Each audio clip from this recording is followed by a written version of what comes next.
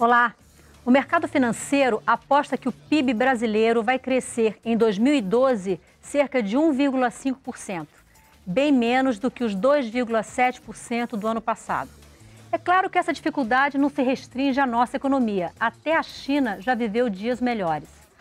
Mas o Brasil sofre com problemas bem nacionais, como a elevada carga tributária, a ineficiente máquina governamental, a baixa qualificação da mão de obra e uma infraestrutura que nem de longe remete à sexta economia do planeta. De acordo com uma pesquisa da Fundação Dom Cabral, os custos logísticos equivalem a 13% da receita das empresas. Já um estudo do Fórum Nacional defende que a única maneira de aumentar rapidamente a produtividade brasileira é investir em infraestrutura.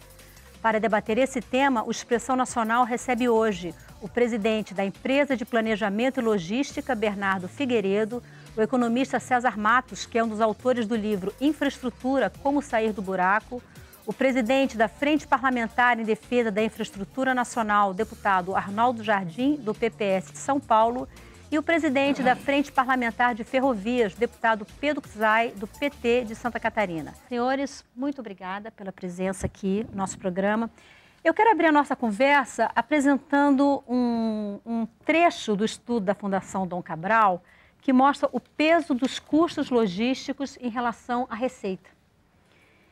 Segundo esse estudo, na média dos os custos logísticos representam um pouco mais de 13% das receitas, de todos os custos, né, das empresas. Isso equivale a aproximadamente 12% do PIB brasileiro. E desses custos, o transporte de longa distância é responsável por cerca de 38%. Então, tem um peso muito grande. Então, para a gente ajudar a esclarecer um pouquinho que nos acompanha pela rádio, pela TV Câmara, os custos logísticos eles englobam, de maneira geral, armazenagem, estocagem e gestão de estoques, processamento de encomendas e o transporte. E eu selecionei aqui 4 setores para a gente ter uma noção de cada setor desse, o peso dos custos logísticos em relação à receita. O setor têxtil, que é um setor que enfrenta a forte concorrência da China, por exemplo, os custos logísticos representam quase 9,5% dos custos das empresas. A produção agropecuária, que tem uma grande participação na balança comercial brasileira, pouco mais de 12%. O setor de construção, que também é um grande gerador de emprego, quase 21%. E o setor de bens de capital, que são máquinas, equipamentos, instalações usados na produção, né, e que tem um forte peso no aumento da capacidade produtiva do país, pouco mais de 22%, quase 23%. E aí eu quero começar, deputado Pedro Zay, pelo senhor. Esse estudo do Fórum Nacional aponta como a forma mais rápida que a gente teria agora de aumentar a produtividade brasileira é o investimento em infraestrutura. O senhor concorda com essa avaliação? Sim, eu queria cumprimentá-la, Maristela, ao César, ao Bernardo, ao Arnaldo. E estrategicamente, nós temos que pensar um país e que tamanho a gente quer, que nação a gente quer, e montar uma política econômica que cresça a economia, que desenvolva o país. E aí, a infraestrutura energética, de transporte, de logística, faz parte dessa construção do desenvolvimento brasileiro. Porque senão é insuficiente discutir infraestrutura em estagnação ou recessão econômica. Então, ela tem que estar junto de um modelo e de uma experiência histórica de crescimento e de distribuição do desenvolvimento nesse país. E aí sim, a logística é estratégica, é fundamental.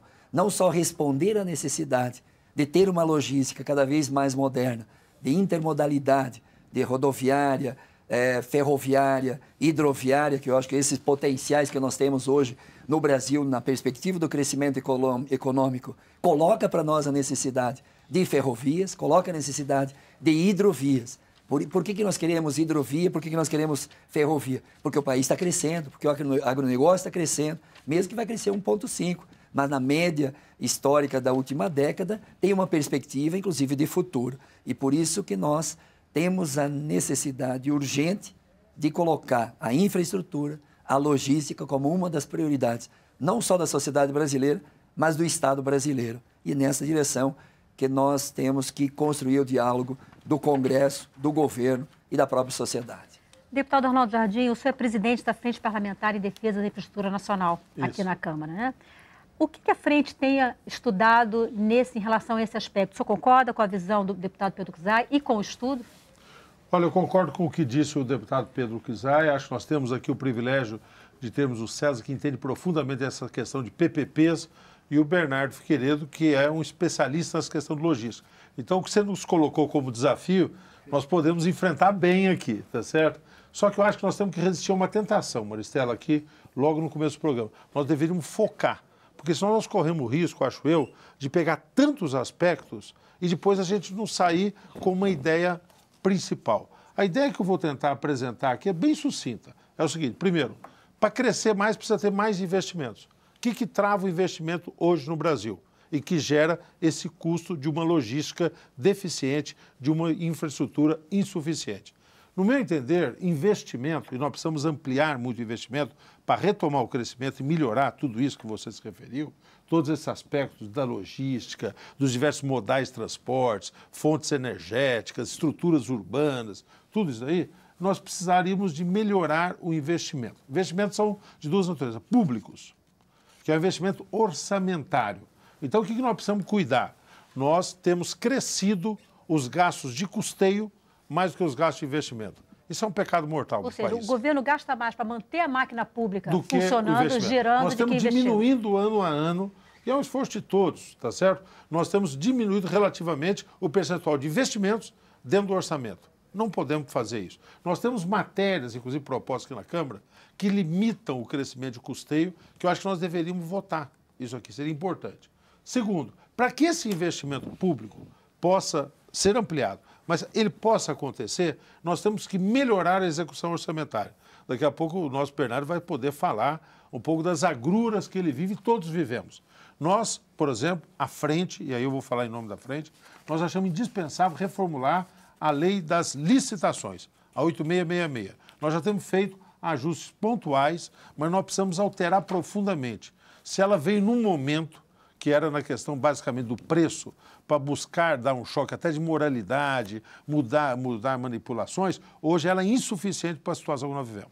Segundo aspecto que dificulta a execução orçamentária, que é toda a questão ambiental de análise de projetos ambientais, tá certo? Então, aí eu proporia como um roteiro, porque se nós, eu estou até dizendo pretensiosamente, nós enfrentarmos essas questões, acho que a gente muda o patamar de investimento público. Investimento privado, está aqui o César, nós tivemos o privilégio de votar na Câmara um aperfeiçoamento da legislação sobre PPPs, parceria público-privada e concessões. E nós precisamos avançar muito nisso. Houve um momento que o governo resistiu às concessões por uma questão meio ideológica. A concessão é privatizar, nós não vamos caminhar por isso. Acho que isso já foi superado pelos fatos.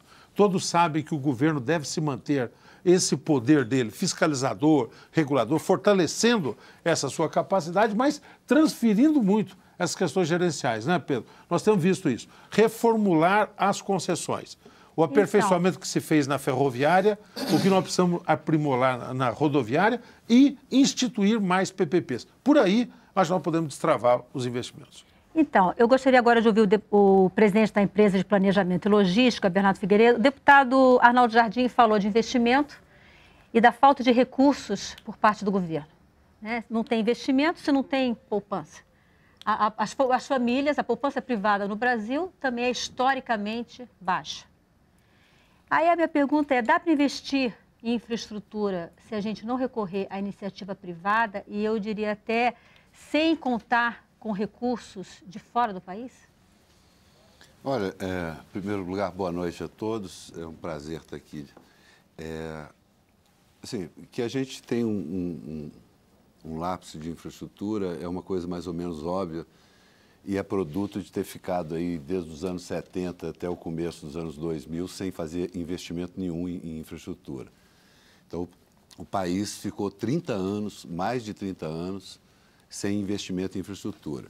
Nós passamos o orçamento do Ministério de Transportes no começo desse século agora, era de 1 bilhão por ano para investimento em infraestrutura. Todas as modalidades, rodovia, ferrovia, tudo, porto, tudo. No governo Lula, a gente mudou esse patamar. Nós passamos hoje nós estamos com execução execução orçamentária da ordem de 20 bilhões. Então, assim, o investimento público em infraestrutura foi multiplicado por 20. Acho que não houve essa resistência às concessões, porque a malha rodoviária concedida no governo Lula, ela mais do que dobrou. Então, assim, o governo nunca teve nenhuma resistência ao instrumento da concessão. Ele fez um programa de concessões grande, muito maior do que o que tinha sido feito até então. E esse diagnóstico é tão correto, e eu acho que se nós concordamos tanto com ele, que além de passar o patamar de investimento de 1 bilhão para 20, agora o governo lançou um programa que só em rodovias e ferrovias esse programa vai ser acrescido de 133 bilhões, sendo que 90 bilhões desses 133 a serem aplicados nos primeiros 5 anos. Então, isso vai mudar de novo o patamar de 20 bilhões por ano para 40 bilhões por ano, com a participação da iniciativa privada. Então, é exatamente isso. Nós precisamos ampliar a capacidade de investimento, precisamos investir mais, precisamos recuperar esse déficit de investimento que houve no passado, precisamos de acionar a iniciativa privada e precisamos fazer mais. E a criação da EPL, ela veio exatamente para suprir uma lacuna que nós tínhamos desde que foi extinto também, nessa fase que não se investia, foi extinto o GEIPOT, que era responsável pelo planejamento e transporte do país. Então, a EPL vem porque o governo entende que esse programa de investimento não é um evento, ele é um processo, nós vamos ter continuidade. Então, a EPL já está trabalhando no diagnóstico da infraestrutura, nos próximos investimentos, de forma que se mantenha, ao longo dos próximos anos, um programa intensivo de investimento na infraestrutura, usando todos os instrumentos, inclusive o setor público, que aí vem uma coisa meio contraditória, que ao mesmo tempo em que se acusa de se investir em infraestrutura, em custeio, de se gastar em custeio, e eu acho que gasto em custeio não é gasto, é investimento, acusa-se a máquina pública de não ter uma estrutura adequada para gerenciar um programa de investimento. Então, nós temos que ter uma máquina pública qualificada, com pessoas, com estruturas fortes, capazes de executar programa de investimento. E o grande problema que a gente teve na execução do PAC foi exatamente o desmonte que houve da máquina pública nos últimos, principalmente na década de 90. O que eu queria, eu pergunto ao senhor naquela hora, porque alguns estudos indicam que o Brasil teria que investir entre 5% e 7% do PIB anualmente em infraestrutura de rodovias e ferrovias, infraestrutura de transporte. Isso daria, se a gente usar o PIB do ano passado, isso daria em torno de 200 e poucos bilhões. Então, essa diferença do número que o senhor falou que consta no orçamento para os 200, isso viria da iniciativa privada? Eu acho que tem que vir onde fizer sentido ter a iniciativa privada, onde nós tivermos projetos que façam sentido a iniciativa privada participar, acho que tem que ser vir da iniciativa privada. Mas tem investimentos que têm que ser públicos mesmo. Então, a gente tem que ter o melhor balanço. E eu acho, assim, as pessoas costumam ter números mágicos para as coisas. Eu acho que nós não podemos achar que o Brasil tem condição de investir 500 bilhões por ano em infraestrutura. Não existe essa mágica. Nós temos que fazer a infraestrutura e temos que ser cada vez mais seletivos nesse investimento. Às vezes, você fazer um silo no porto gera uma redução de custo logístico muito maior do que duplicar uma rodovia. Então, assim, nós temos que ter um diagnóstico preciso do que nós realmente precisamos de infraestrutura e não ter uma coisa genérica de que precisamos de infraestrutura de uma forma geral. Nós precisamos saber qual a infraestrutura. Por exemplo, você citou aí a questão do longa distância, que pesa no custo logístico. Uhum. Por que pesa? Porque nós não temos ferrovia. Nossas ferrovias foram construídas no século XIX, começo do século XX. E de lá para cá não se fez nada. No PAC, está sendo executado 5 mil quilômetros de ferrovia e nesse programa agora mais 10 mil. Que da malha moderna brasileira, isso significa mais do que dobrar a malha ferroviária existente. E atendendo as regiões que não têm ferrovia, que é a região de fronteira agrícola do centro-oeste, do norte, do nordeste, onde não existe ferrovia e onde gera a carga que percorre longa distância. Então, nós temos que atuar fortemente para reverter esse quadro. Agora, é com ações concretas, e é isso que o governo tem feito. César, você é um dos autores desse livro, que eu vou mostrar aqui agora, Infraestrutura, os caminhos para sair do buraco. Um livro que foi lançado pelo Fórum Nacional e que foi, inclusive, presenteado à presidente Dilma Rousseff pelo ex-ministro Reis Veloso. Eu gostaria que você explicasse para a gente por que você e os outros 3 economistas que assinam esse livro chegaram à conclusão de que a saída para o Brasil conseguir ganhar produtividade no espaço mais curto de tempo é investir na infraestrutura de transporte. Bom, isso no final das contas remete um pouco à sua primeira pergunta da importância de infraestrutura. Do ponto de vista econômico, então fazendo o papel do economista aqui da mesa, no final das contas, infraestrutura tem o que a gente chama de efeitos transbordamento para todos os outros setores da economia. Que são bastante reconhecidos, ou seja, o aumento de produtividade na infraestrutura, ele não se limita, ele não se restringe à infraestrutura. Isso é uma coisa reconhecida de todos e, obviamente, que dependendo do grau de eficiência desse investimento, esse transbordamento será maior ou será menor. Eu acho que, no final das contas, o que faltou nesses últimos anos é que você teve um movimento de privatização e desestatização ao longo da década de 90 que na verdade foi interrompido. Ele foi muito bem sucedido na área de telecomunicações, eu acho que os resultados são muito evidentes.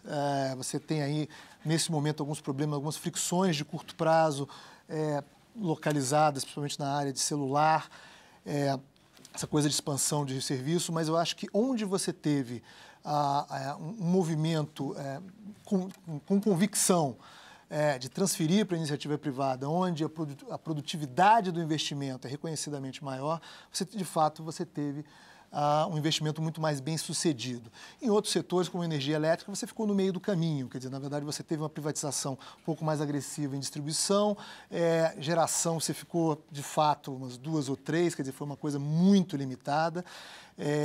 Transmissão, quer dizer, dali para frente a coisa andou, mas eu diria que boa parte dos investimentos em infraestrutura que não andaram se deveu muito a uma excessiva timidez do governo, especialmente no primeiro mandato do governo Lula. No segundo, acho que teve uma postura muito mais agressiva no setor de rodovias, de fato, eu acho que foi um programa muito importante. Aeroporto, eu acho que você teve algumas melhorias, inclusive, no desenho, no formato da licitação. E eu acho que nós estamos evoluindo realmente de uma forma bastante significativa nos últimos tempos. E a central de projetos, inclusive, que é citada, obviamente, que não fomos nós que demos a ideia, já é uma ideia que já existia, enfim, que nós sempre advogamos. Eu acho que é uma excelente ideia e quando você aponta as pessoas certas, também essa boa ideia, ela tem melhores condições de serem certas. Eu acho que esse é o caso. Deputado Pedro Cusar, nós temos aqui um comentário de Wilson Fernandes, ele é de Magé, Rio de Janeiro. Ele diz: cada vez que pegamos a BR-493, Magé-Manilha, corremos risco de vida, a estrada está em estado de calamidade, não tem mais acostamento, cheia de buracos. De dia a gente tenta desviar dos buracos, mas à noite é difícil, causa muitos acidentes, danifica os veículos e etc. Cadê o dinheiro arrecadado da CID? Não sabemos mais a quem reclamar. E aí eu quero, além que o senhor responda além de o que aconteceu com o dinheiro da CID, dizer o seguinte: aqui a gente está falando de um cidadão, é claro, uma pessoa física que vai se deslocar de carro e que passa por tudo isso. Mas a gente tem nas rodovias brasileiras caminhões carregando cargas, né? A gente tem visto muito ultimamente na televisão os caminhões que são vítimas de assaltos. Os caminhões, eles têm que andar com escolta armada, quer dizer, isso aumenta ainda mais o custo. E aí eu gostaria que o senhor comentasse por que os governos resistem tanto, às vezes, em relação à cobrança de pedágio. Será que pagar pedágio não é melhor do que enfrentar uma situação dessa? Eu acho que todo esse debate de infraestrutura e logística vem o debate de o Estado manter ou passar para concessionárias ou passar para iniciativa privada ou cobrar pedágio. Eu acho que hoje está se construindo uma síntese que tem determinados projetos que podem ser para iniciativa privada e outros projetos podem ser de iniciativa pública. E a própria questão energética, eu acho que é um debate mais profundo, que eu acho que hoje não é o tema, é a minha área também, tanto o meu mestrado e tudo, discutimos muito, e o papel do Estado na geração ou transmissão de energia para o país, e onde a iniciativa privada também deixou de investir, mesmo depois das privatizações. Essa coisa do bem e do mal, eu acho que a gente está superando um pouco. Agora, não permitir que o Estado seja o grande protagonista e que tinha uma visão de que tudo que era iniciativa privada haveria investimento, modernização. Os pedágios, em alguns lugares, deu certo e outros têm as suas dificuldades. Em segundo lugar, eu acho que o abandono do Estado brasileiro no investimento em infraestrutura que é o problema maior, 20, 30 anos. Terceiro lugar, se nós pegarmos a privatização das ferrovias, se alguém elogia as concessões das ferrovias de 29 mil quilômetros, quando passa para a iniciativa privada, ela desmonta e desativa alguns milhares de quilômetros e não investe na modernização, acho que foi um grande equívoco na forma de monopólio para uma única empresa dominando o trilho, não permitindo a diversidade, não permitindo e exigindo modernização. Uma única empresa, estamos aí quantos anos discutindo o direito de passagem nessas atuais ferrovias. Então, esse novo modelo, e por isso eu fico feliz de estar aqui com o Bernardo Figueiredo, que trabalhou e estava na Agência Nacional, que começou a ousar e exigir da iniciativa privada, porque senão a gente vai partir do princípio aqui de que tudo que vem do privado é o lugar da competência, da eficiência, da produtividade. Tudo que vem do público é o inverso, o lugar da incompetência, da improdutividade, da ineficiência. O neoliberalismo da década de 90 e 2000 demonstrou o inverso na infraestrutura desse país. Demonstrou o inverso. Então, acho que dá para conciliar um projeto estratégico. Por isso, agora, as concessões ferroviárias, que é a minha área de debate aqui, quando a gente monta, o governo quer a RDC do PAC, foi aprovada aqui. A RDC do PAC é regime diferenciado de contratação para todas as obras do PAC. Vai dar uma agilidade maior e a discussão da lei de licitações. É uma resposta e eu acho que tem que aprofundar e aperfeiçoar. Segundo, a perspectiva do investimento. Nessas áreas ferroviárias, tem que ter iniciativa privada, mas o poder público vai ter que investir. Vai ter que investir. Mesmo nas rodovias, em várias regiões do país, o Estado tem que investir. E aí vem uma outra contradição. Começou o programa dizendo que o problema é de elevada carga tributária. Se o tributo é investido em ferrovia, rodovia, portos, aeroportos, reduzindo a logística de transporte, não é investimento? E esse investimento não retorna para a sociedade brasileira? Ou a pergunta, está cheio de buraco na estrada, tu tira o imposto, não tem para consertar o buraco? Então, essa contradição de que é investido, como é investido os tributos nesse país. E eu tenho convicção que a questão das ferrovias, que é um transporte mais barato, é um transporte mais seguro, é um transporte ambientalmente sustentável, é um transporte que integra o desenvolvimento econômico para as diferentes regiões do país. Toda essa coisa da metropolização, toda essa urbanização de grandes centros metropolitanos, se dá pela perspectiva rodoviária. E se nós pegarmos as ferrovias, como agora Norte e Sul, tu vai interiorizar o desenvolvimento, não só para transportar carga, mas tu vai interiorizar os processos econômicos. Quando se fala em custo de transporte ou de logística, vamos pegar a mercadoria. Um saco de milho em Sorriso, no Mato Grosso, custou segunda-feira passada R$16. Chegou em Chapecó, na minha terra, na minha cidade, a R$32. Então, e mesmo que a estrada seja boa, o problema não é só isso, é permitir um outro modal de transporte. Baixa agregação de valor, como o milho, tem que vir de trem. Essa é a construção. Por isso eu fico feliz do papel do Estado brasileiro, né, junto com a IPL, junto com o Ministério, pensando esse país num traçado ferroviário que vai interligar com outros modais, e aí sim eu acredito no desenvolvimento. A gente vai fazer um breve intervalo, imagino que o senhor queira comentar isso que foi dito em relação ao transporte ferroviário. E aí, na volta, a gente volta conversando um pouquinho sobre isso. A gente vai fazer um breve intervalo e no próximo bloco a gente vai tratar da qualidade das rodovias brasileiras. A gente volta já já.